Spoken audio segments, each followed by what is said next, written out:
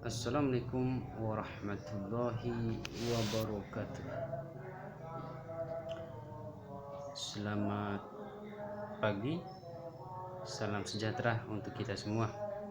Terlebih saya ucapkan kepada ibu dosen dan terima kasih kepada teman-teman yang telah mau untuk menyempatkan waktu untuk melihat video yang diunggah oleh saya ini.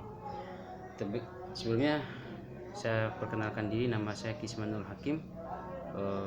NIM saya 12B 019050, Prodi Magister Ilmu Hukum, konsentrasi pidana. Izinkan saya di sini untuk memaparkan hasil pandangan saya terkait dengan Undang-Undang Nomor 18 Tahun 2017 tentang perlindungan pekerja migran di Indonesia.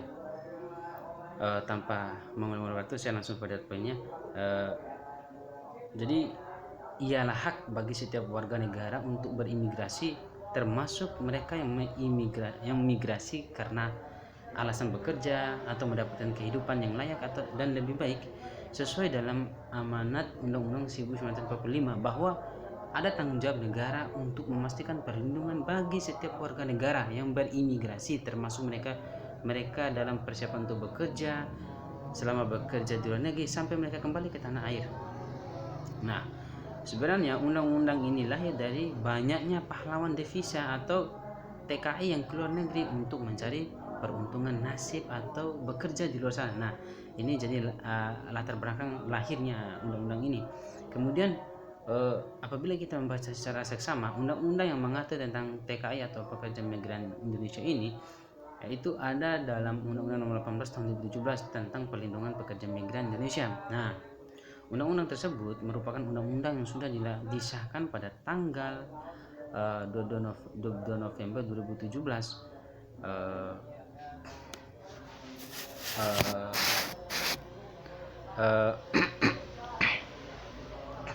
di mana tujuan utama dilakukannya penyempurnaan undang-undang tersebut ya agar TKI atau pekerja migran Indonesia ini semakin terlindungi sebagaimana diamanatkan dalam Undang-Undang 1945. Lalu timbul pertanyaan terkait dengan asbabun nuzul atau sebab-sebab kenapa diturunkannya ini. Jadi pertanyaan yang sangat mendasar itu, apakah undang-undang ini sudah dianggap sebagai total protection atau perlindungan menyeluruh?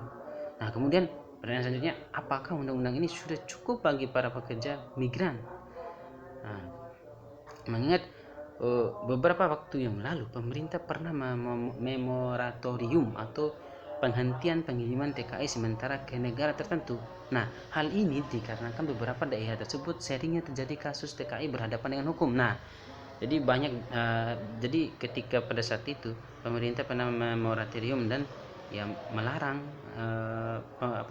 tenaga kerja Indonesia ini untuk kerja di daerah-daerah yang seperti konflik dan memang daerah-daerah yang rawan.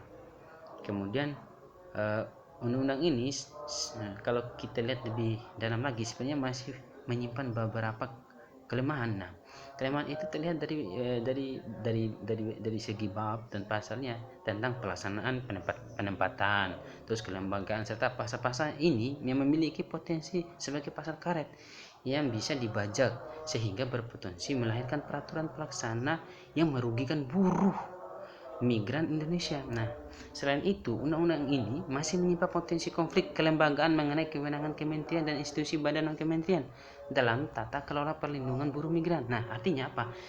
Jadi undang-undang ini hadir dan kemudian melahirkan konflik atau disharmoni. Jadi kewenangan antar lembaga itu akan jadi tumpang tindih. Jadi pada akhirnya ya pasal-pasal yang dihasilkan adalah pasal hasil kompromi. Oleh karena itu perlu ada desakan yang kuat dari kepala negara itu presiden untuk bisa menuntaskan dalam penerbitan peraturan pelaksananya gitu.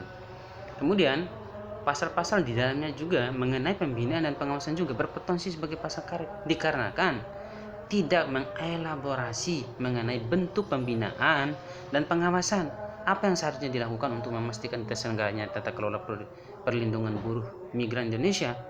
Nah, ini juga tanggung jawab pembinaan dan pengawasan.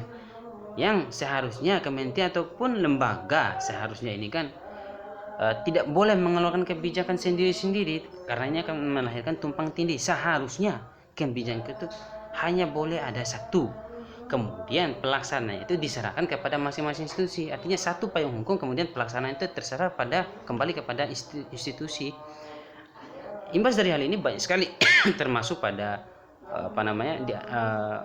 dari banyaknya nelayan yang tidak bisa melaut karena tidak adanya kepastian hukum dan pelayanan publik yang buruk. Sebagai contoh, di akhir tahun 2019 kemarin ada sekitar 2000 ABK yang gagal melaut. Ini hasil dari ketimpangan instansi undang-undang ini.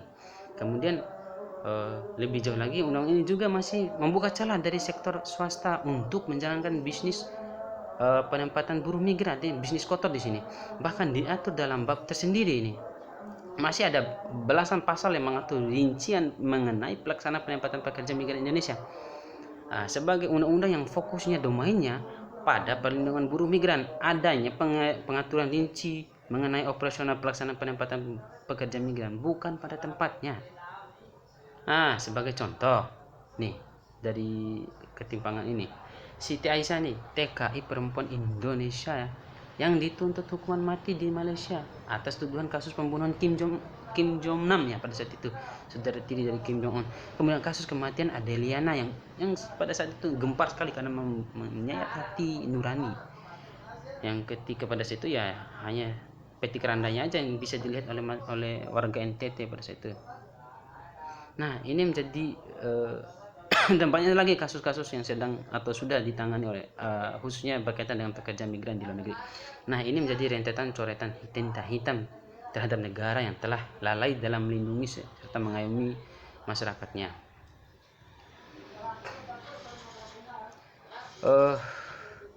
Saya mengidentifikasi dalam proses undang-undang ini secara prosedural ada banyak cacat juga dan sering terjadi yang namanya maladministrasi dalam pra penempatan imigran mulai dari rekrutmen hingga keberangkatan. Nah, itu dalam undang-undang ini ada cecelahnya juga.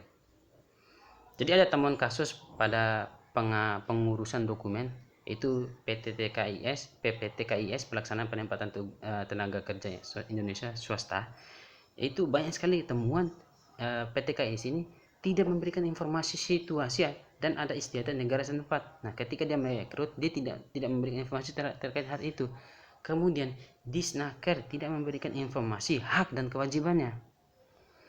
Jadi mereka tidak tahu antara hak dan kewajiban itu. Kemudian calon pekerja imigran ini tidak tahu detail perjanjian kerja seperti apa, kontraknya seperti apa, dan kemudian bahkan yang paling bahaya itu dari teman kasus terakhir, PPTKIS tidak melakukan tes kesehatan dan psikologi dan juga tidak memberikan pelatihan bahasa terhadap negara yang dituju. Nah, hal ini menjadi petaka tersendiri untuk para migran ketika menghadapi dunia kerja di luar. Nah, hal ini terjadi kurangnya pengawasan dari pemerintah. Dan kedua, terlampau besarnya kewenangan yang diberikan kepada PPTKIS. Nah, ini menjadi celakanya itu karena terlalu besarnya kewenangan PTKIS ini dan kurangnya pengawasan. Mulai dari proses pendokumentasian, proses pelatihan bagi calon tenaga imigran, dan proses penampungan, dan terakhir proses pengiriman tenaga kerja ke luar negeri juga masih menjadi kewenangan PPTKIS. Jadi kalau artinya dengan undang-undang ini kasus-kasus yang menimpa tenaga kerja migran ini selalu berulang dan jumlahnya masih banyak, makin bertambah, tidak menghilangkan risiko yang dihadapi para migran dari ancaman fisik, kehormatan, bahkan ancaman kehilangan nyawa. Dari banyaknya data yang baik muncul dari media maupun data yang disampaikan oleh badan terkait kita bisa melihat kasus yang menimpa para tenaga kerja imigran Indonesia masih begitu banyak. Maka kita bisa katakan undang-undang tidak cukup untuk menjadi perlindungan. Solusinya jadi ke depannya yang lebih ditekankan daerah itu diberikan kewenangan yang lebih besar, terutama terkait dengan tanggung jawab untuk memastikan bahwa setiap pekerjaan migran harus dilengkapi dengan dokumen yang benar. Pra penempatan yang tidak terkelola dengan optimal akan membuat calon pekerja imigran potensial menjadi korban perdagangan orang dan menjadi kerja tanpa perlindungan. Itu human trafficking. Mungkin sekian dulu dari saya, kisah lebih kurangnya saya mohon maaf. Billahi taufiq wa hidayah. Assalamualaikum warahmatullahi wabarakatuh.